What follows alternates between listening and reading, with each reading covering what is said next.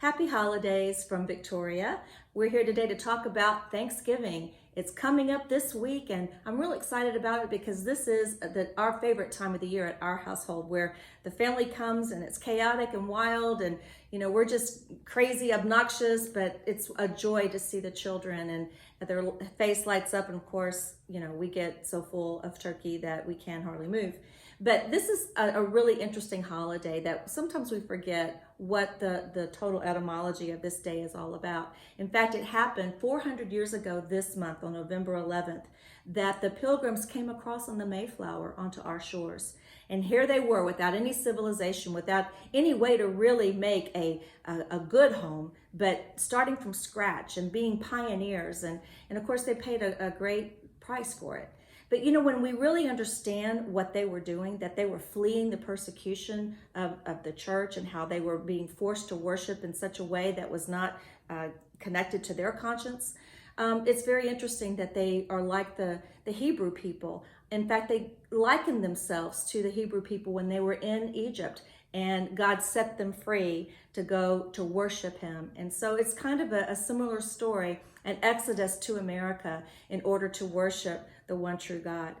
When we think about back in those days, 400 years ago, and how they gave thanks for just the little things, the little bit of the crops that came up, or the bounty that might have come from their efforts, they were actually doing it at this time of year during the Thanksgiving time period. Now, Thanksgiving wasn't created until much later, but it was at this time that they were giving thanks. And what do you think this is also the time of? It's actually the time of Sukkot. Now, when the people came over, they actually were wondering, when they started this colony, what should be the language of their new land? Should it be either English or should it be Hebrew? That's actually was a consideration of the early people that came to settle this land. Of course, they chose English. And what was really interesting is the universities that were established very early on, it was a requirement that Hebrew be a language that every student must learn. What was it about this Hebrew thing? I think that the early pilgrims were very connected to the Hebrew roots of the faith.